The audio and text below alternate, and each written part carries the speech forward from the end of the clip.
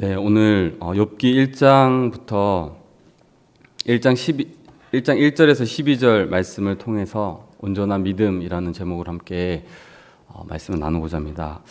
오늘 이 믿음에 대한 말씀을 좀 나누고자 하는데요. 여러분, 우리가 하나님을 온전하게 믿는 것이 무엇인가에 대해서 신앙생활을 하면서 좀 생각해 볼 필요가 있다고 생각합니다. 우리는 예수님을 믿고요. 구원받은 믿음을 얻었습니다. 그런데 예수님을 믿은 다음에 그 구원을 얻은 믿음에서 그대로 멈춰 있으면 안 됩니다. 거기서 머물러서는 안 된다는 것이죠. 우리의 믿음은요, 자라고 성장해서 온전함을 향해 자라가야 하는 것입니다. 아기가 태어나면 그 태어난 당시에 너무 기쁘고 예쁘지만 그 아기가 자라가야지만 부모님께 더 큰 기쁨이 되듯이 우리의 믿음 또한 온전하게 자라나서 온전한 믿음으로 나아가야 될 줄 믿습니다. 이 땅에서 그러나 누구도 그 온전한 믿음을 가진 사람은 없죠. 누구도 온전한 믿음을 이룬 사람도 없습니다. 완전하지 않고 모두 연약하고 불완전합니다. 그러나 우리가 오늘도 추구하고 바라봐야 되는 것은요, 그리스도 안에서 온전함을 향해 자라나야 된다는 것입니다. 때로 우리가 넘어질 때도 있고 때로 우리가 믿음이 흔들릴 때도 있습니다. 하지만 그것들을 딛고 일어서서 오늘도 온전함을 향해 우리가 달려가야 할 줄 압니다. 거기에 참된 변화가 있고요. 거기에 참된 기쁨이 있기 때문이죠. 이렇게 온전한 믿음을 향해 가는 길에요, 우리의 삶의 변화가 찾아오는데요. 고집도 꺾이고요. 세상적인 욕망도 꺾이고 어떻게 하면 하나님을 더 기쁘게 해드리는 그런 믿음으로 자라갈까? 하나님이 기뻐하시는 삶을 어떻게 살아갈 수 있을까라는 이런 귀한 고민들을 하게 되는 것입니다.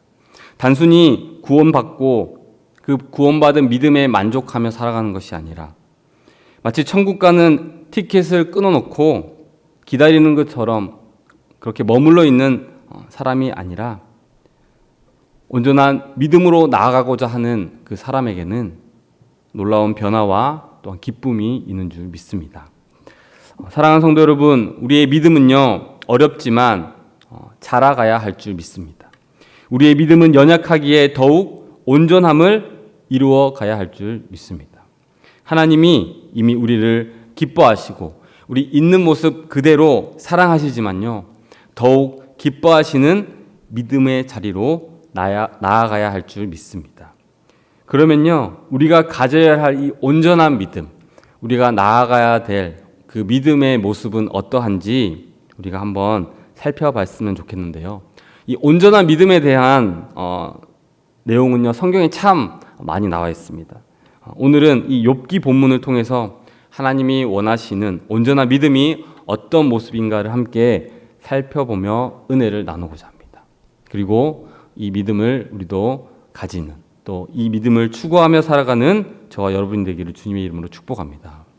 하나님께서 원하시고 기뻐하시는 온전한 믿음은 어떤 믿음일까요? 첫 번째는요, 순수한 믿음이다라고 할 수 있습니다. 여러분, 다른 말로 표현하면 동기가 깨끗한 믿음이다라고 할 수 있는데요.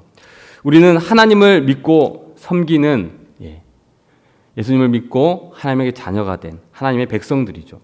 그런데 우리가요, 이 하나님을 믿고 섬김에 있어서 무언가를 바라며 무언가를 얻기 위해서 믿는 것이 아니라요, 하나님을 사랑하는 그 순수한 마음 때문에 하나님을 믿고 섬기는 것이 바로 이 순수한 믿음이다라고 할 수 있습니다.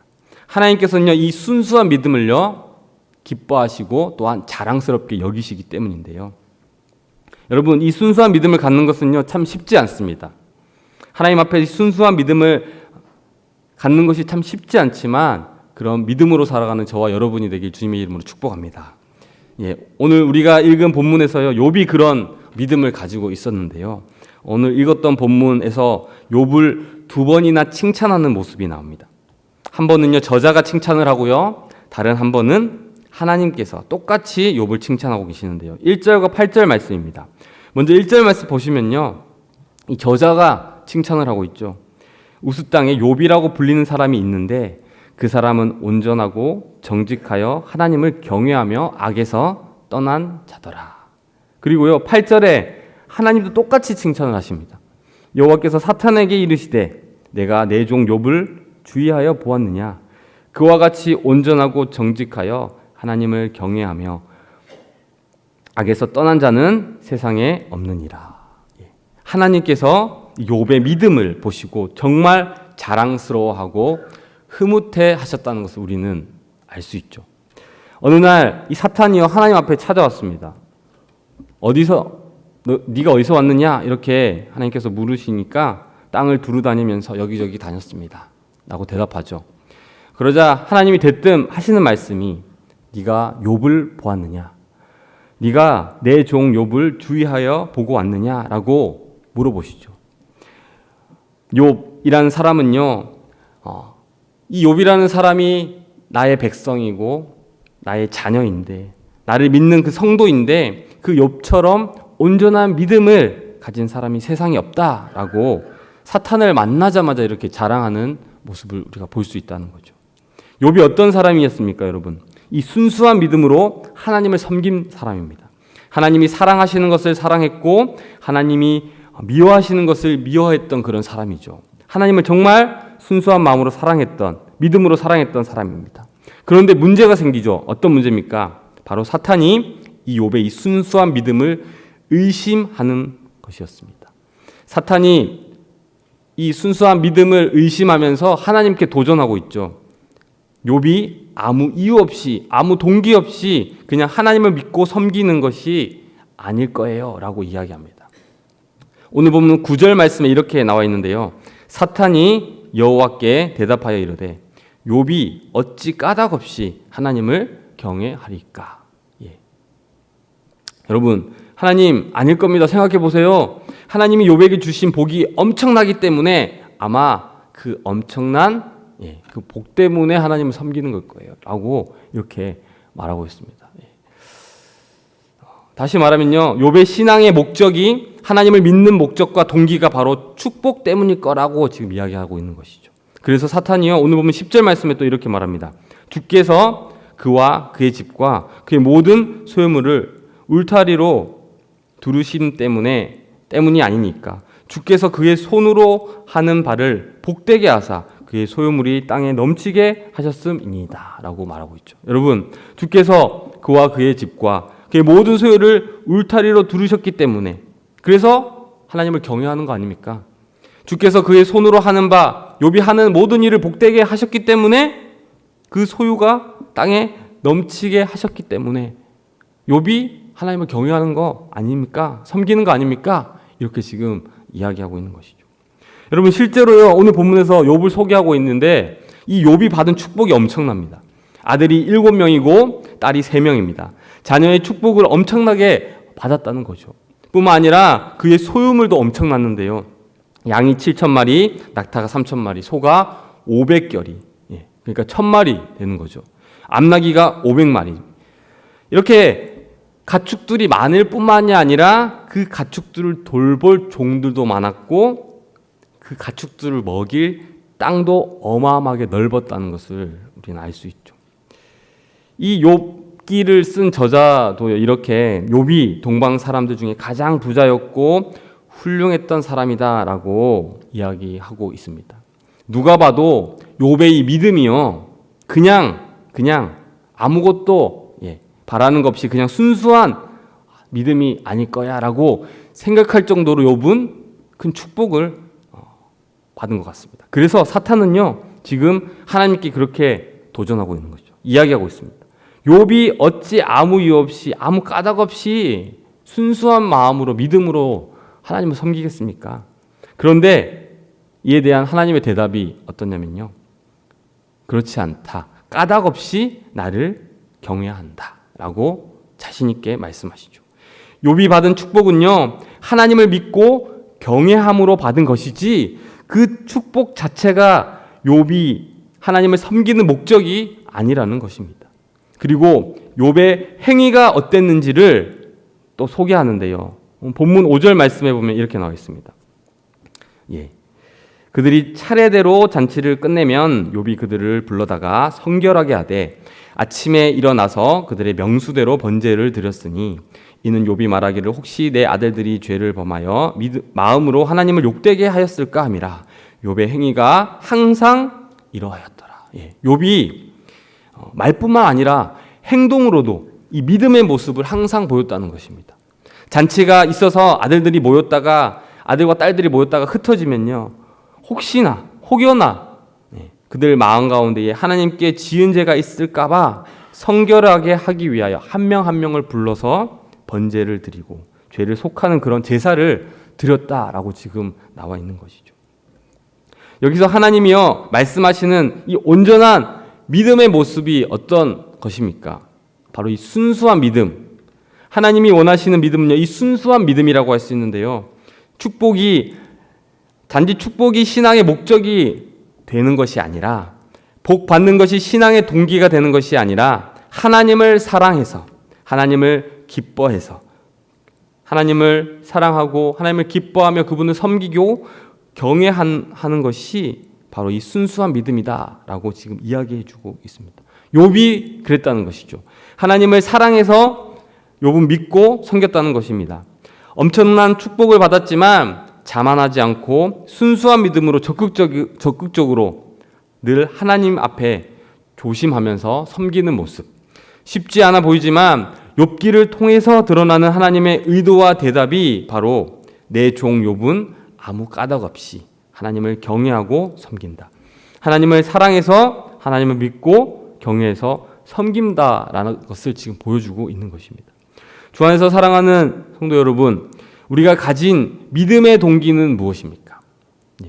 잘 되기 위하여, 주실 축복을 위하여, 건강을 위하여 하나님을 믿고 섬기십니까? 아니면 하나님이 좋아서 하나님이 나를 통해 기뻐해 주시길 바라는 그런 순수한 마음에 하나님을 사랑해서 하나님을 믿고 섬기고 계십니까? 여러분, 우리도 그렇지 않습니까? 누가 나에게 어떤 동기와 목적과 의도를 가지고 잘해주고 사랑해주면요, 감동이나 마음이 줄어들죠. 예를 들어서 자녀가 어느 날 아침에 달려와가지고 막 안아주고 뽀뽀를 해주면서 사랑해요 이렇게 이야기를 해줘요. 그러면 아빠들, 엄마들의 마음은 너무 기분이 좋습니다. 하지만 뽀뽀해 줬으니까 장난감 사주세요. 뽀뽀해 줬으니까 이거 해주세요. 뽀뽀해 줬으니까 뭐 해주세요 라고 말을 하면요, 마음이 썩 좋지 않습니다. 다음에 와서 또 뽀뽀하고 사랑한다고 해도 일단 의심하게 되는 것이죠. 그런데 어느 날 아이가 와서 뽀뽀해주고 안아주고 사랑해주고 그냥 가는 거예요. 다른 말 없이, 조건 없이. 그러면 아버지의 마음, 어머니의 마음은 어떻습니까? 아주 행복합니다. 굉장히 기쁩니다. 여러분, 물론 하나님께서 우리의 모든 이 부족한 마음과 우리의 부족한 모습도 하나님께서 기뻐하시고 우리를 사랑해 주십니다. 하지만 하나님께서 더 기뻐하시는 마음은요, 순수한 믿음으로 하나님을 사랑해서 믿고 섬기는 것, 그것을 흐뭇해하시고 기뻐하시고 하나님께서 사탄에게 자랑할 정도로 그렇게 좋아하신다는 것이죠. 주 안에서 사랑하는 성도 여러분, 우리의 믿음의 동기, 신앙생활의 목적이요, 하나님의 축복을 받기 위해서 말씀에 순종하며 살아가는 것이 아니라 가장 중요한 것은요, 하나님께서 어떤 모습을 더 사랑하시느냐. 우리가 하나님 아버지를 진심으로 사랑한다면 우리가 어떻게 살아가야 할 것인가? 하나님께서 좋아하시는 모습은, 기뻐하시는 모습은 어떤 모습으로 살아가는 것일까? 라는 이런 하나님을 사랑하는 순수한 믿음으로 살아갈 때에 하나님께서 우리를 더 기뻐하시고 하나님께 더욱더 영광이 될 줄 믿습니다. 저와 여러분은 하나님을 사랑하는 이 순수한 믿음으로 하나님께 나아가기를 간절히 소망합니다. 온전한 믿음의 첫 번째 믿음은요, 순수한 믿음이다라고 할 수 있습니다. 다른 동기 없이 어떤 이유 없이 하나님을 사랑함으로 섬기는 믿음이죠. 그리고 온전한 믿음 두 번째는요, 바로 이 신뢰하는 믿음이다라고 할 수 있습니다. 하나님의 주권을 신뢰하는 믿음입니다. 고난 중에도 하나님을 신뢰하는 것이죠. 고난이 찾아왔을 때도 하나님의 뜻과 그 의미를 하나님께 두고 하나님을 신뢰하는 그런 믿음입니다. 욥기가 보여주는 중요한 메시지 중에 하나가요, 여러분. 고난을 겪을 때 하나님을 신뢰해라라는 그런 메시지가 있습니다. 그리고 고난은요, 단순히 어떤 죄의 보응이 아니라는 것입니다. 고난은 과거 내가 지은 죄에 대한 대가, 과오에 대한 결과, 실수에 대한 인과응보적인 결과가 아니라는 것을 보여주고 있습니다. 욥기가 주는 메시지는요, 다른 말로 하면 하나님의 주권을 신뢰하라는 것입니다. 그리고 고난의 뜻과 의미를 하나님께 두는 것이죠. 오늘 이 본문이 진행되는 과정을 살펴보면요, 사탄이 이 욥의 동기에 대해 물으면서 하나님께 이제 도전하고 있는 그런 모습이 보이는데요. 그러면서 하나님이 욥에게 주신 이 소유물을 치면 그가 틀림없이 하나님을 저주하고 욕할 거라고 하면서 하나님, 욥을 시험해 보세요라고 지금 제안하죠. 오늘 보면 11절 말씀에 나와 있습니다. 이제 주의 손을 펴서 그 모든 소유물을 치소서. 그리하면 틀림없이 주를 향하여 욕할 겁니다. 그래서 하나님이 12절에 사탄에게 진짜 그 소유물에 대한 고난을 허락하시는 모습이 나옵니다. 내가 그 소유물을 다 내 손에 맡기노라. 이렇게 말씀하시죠. 여러분, 지금 욥이 받은 고난에 대한 이유가 무엇인 것 같습니까? 이유가 있습니까, 여러분? 욥이 이 당하는 고난, 욥에게 닥칠 고난이요, 어떤 욥이 지은 어떤 죄나 과오나 인과응보적인 그런 원인이 있습니까? 없죠. 오히려 고난이 죄와 별로 관계가 없어 보입니다. 지금 욥에게 찾아오는 고난은요, 이 하나님의 주권적인 목적 가운데 허락하신 것이기 때문이죠. 사탄도 하나님의 허락 안에서 통제받을 뿐이지 자신이 주체적으로 나서서 뭔가 하나님을 넘어서 뭔가 권한을 가질 수는 없는 것이죠.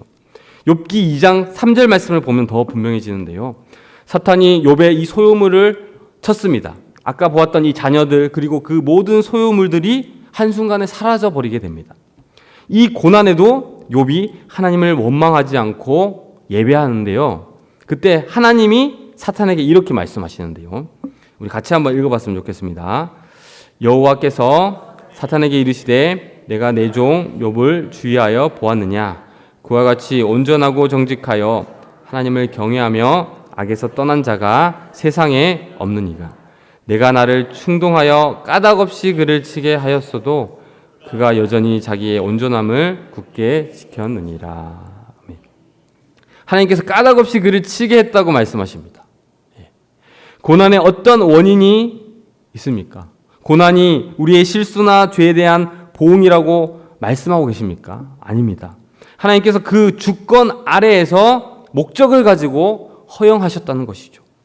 우리 죄 때문에 어떤 우리의 잘못을 보응하기 위하여 고난을 주시는 것이 아니라는 의미죠. 우리는요, 고난이 오면요, 어려운 일을 당하면요, 주로 이런 생각을 하죠. 누구 때문이지? 나 때문 아닐까? 나 때문이야. 나 때문에 이런 일이 일어났을 거야. 라고 나 자신을 비난하거나 다른 사람을 비난하는 모습이 우리 안에 있습니다. 당시 고대 근동에도 이 보응에 대한 생각이 강했습니다. 의인은 고난받을 수가 없다는 거예요. 고난은 악인에게만 주어진다는 거예요. 의인은 고난받을 자격이 없다는 겁니다. 고난을 당한 것은 다 죄에 대한 보상이라는 것이죠. 심지어 욥도 그렇게 생각했습니다. 나는 지은 죄가 없는데 하나님이 나에게 이렇게 고난을 주시는 게 부당하다고 느낀 것이죠.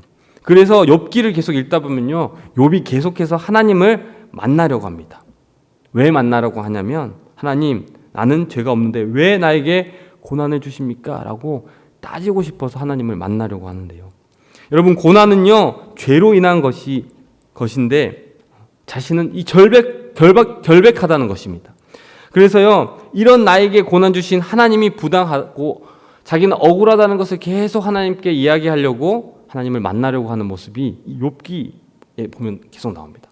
그러나 성경에서 하나님이 욥에게 뭐라고 말씀하시냐면요, 네가 하나님의 일을 다 아느냐?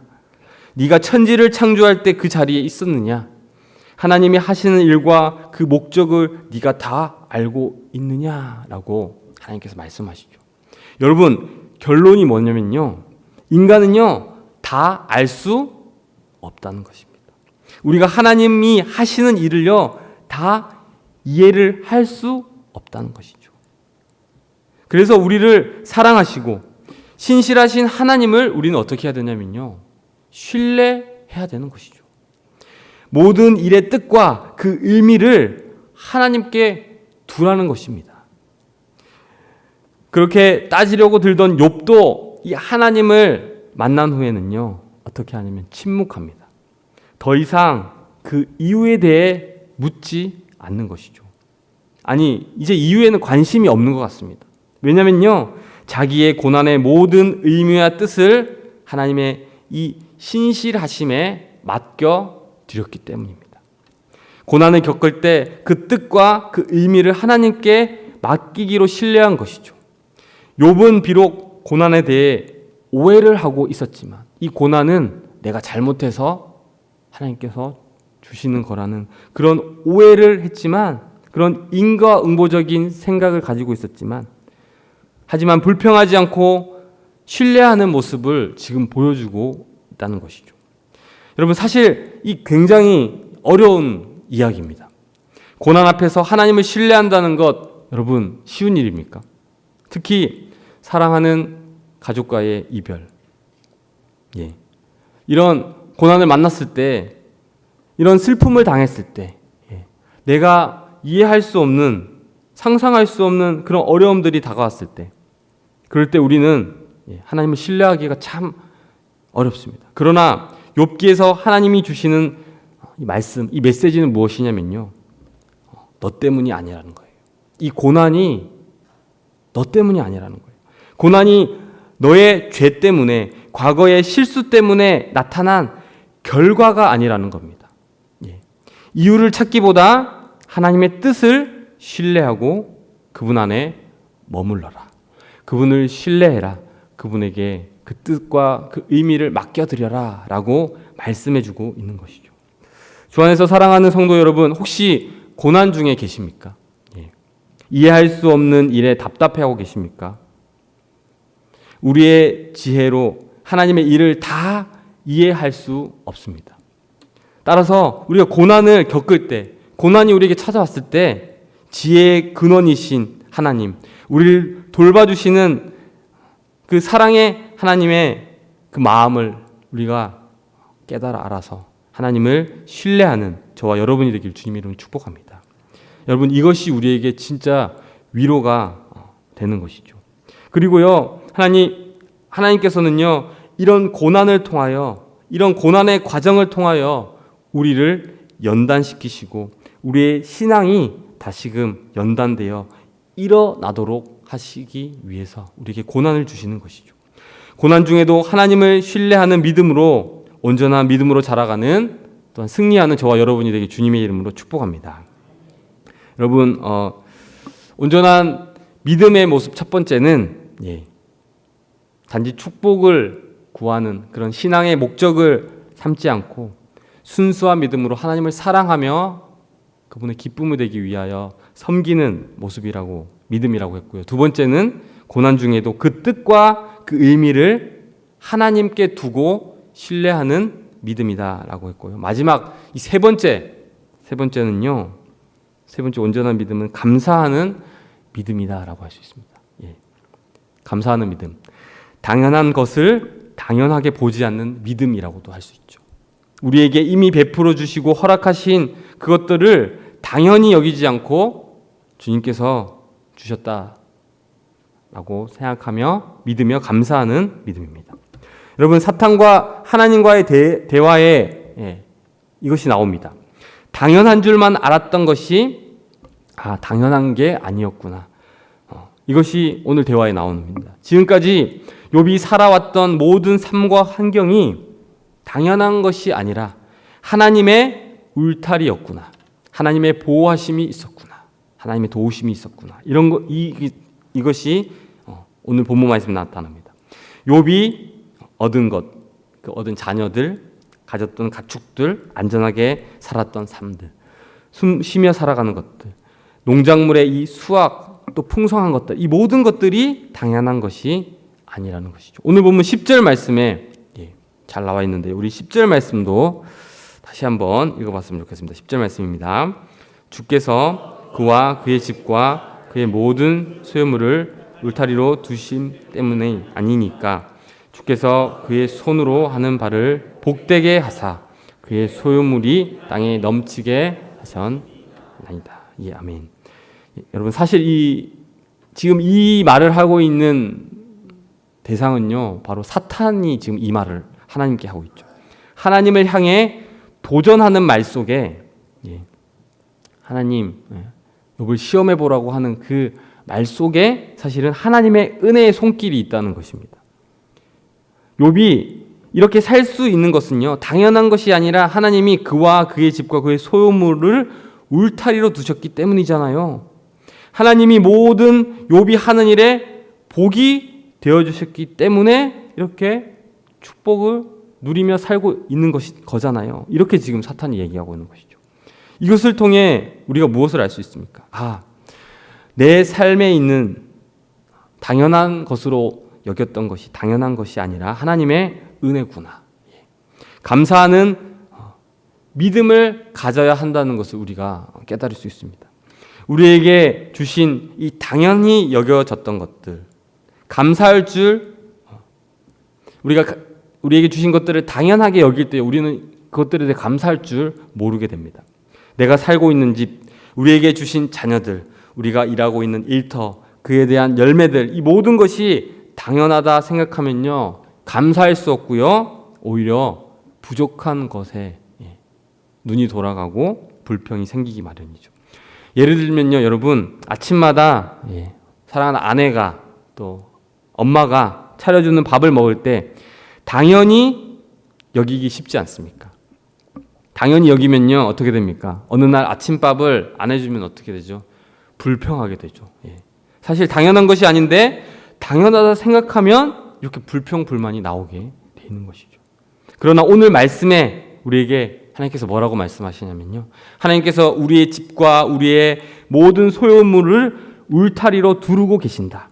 하나님께서 우리가 손으로 하는 모든 일을 복되게 하셔서 열매 맺게 하신다. 우리의 일상이 당연하게 여겨왔던 우리의 안전함과 평안이 다 하나님의 손길이라는 것이 지금 드러나고 있는 것이죠. 그것을 보고 감사하는 믿음이 바로 이 온전한 믿음이다. 감사하는 믿음이 바로 온전한 믿음이다라고 말씀해 주고 있습니다. 주 안에서 사랑하는 성도 여러분, 오늘 하루를 시작할 수 있도록 우리를 울타리로 두르시고 싸매어 주셔서 보호하시는 분이 지금 계시죠. 우리가 밥을 먹고 살아가는 이 평안을 주시려고 울타리를 두르고 계시는 분이 지금도 살아 역사하신 줄 믿습니다. 때론 축복처럼 다가오고 때로는 고난처럼 다가오는 이 모든 일 가운데에 하나님의 손길이 함께 하시고 울타리로 두르시고 계셔서 우리를 보호하시고 지키시고 우리에게 복 주고 계시는 분이 계십니다. 이것을 보고 감사하는 믿음, 믿음의 눈으로 이것을 바라보며 당연한 것을 당연히 여기지 않고 하나님께 감사로 돌려드리는 이 온전한 믿음으로 살아갈 때 우리의 삶 가운데에 기쁨이 넘치고 우리의 삶 가운데에 우리의 믿음이 더욱더 온전해질 줄 믿습니다. 이렇게 우리가 감사한 믿음으로 당연한 것을 당연하게 여기지 않고 하나님께 감사로 올려드리는 그런 온전한 믿음을 소유한 저와 여러분들에게 주님의 이름으로 축복합니다. 말씀을 맺겠습니다. 우리는요, 오직 하나님의 은혜로 구원받은 줄 믿습니다. 우리가 하나님께 은혜로 구원을 받았다면요, 이제 이 구원받은 이 믿음에서 머물러 있는 것이 아니라 온전한 믿음을 향해 나아가야 될 줄 믿습니다. 어떤 모습으로 나아가야 되겠습니까? 동기가 순수한 믿음으로, 하나님을 사랑해서 섬기고 믿는 그 순수한 믿음으로 나아가야 되고요. 두 번째로 신뢰하는 믿음입니다. 고난 중에도 하나님께 그 뜻과 의미를 두고 하나님을 신뢰하는 믿음입니다. 그리고 마지막으로 감사하는 믿음입니다. 내게 주신 것에 당연해 보이는 것들, 그 당연해 보이는 것들 뒤에 하나님의 손길이, 하나님의 강한 손이 함께 하고 계시기에 우리가 감사함으로 나아가는 그 믿음이 있어야 될 줄 믿습니다. 주 안에서 사랑하는 성도 여러분, 함께 이 온전한 믿음으로 향해 나아가면 좋겠습니다. 우리가 참 부족하고 연약하지만 말씀과 기도를 통하여 이 순수한 믿음, 신뢰하는 믿음, 감사하는 믿음, 하나님이 정말 이 욥을 자랑스럽게 여기고 칭찬하셨듯이 우리도 그런 온전한 믿음으로 나아가서 하나님을 기뻐하시며 하나님께 자랑이 되는 그런 우리 부평교회 모든 성도님들 되시길 주님의 이름으로 축복합니다.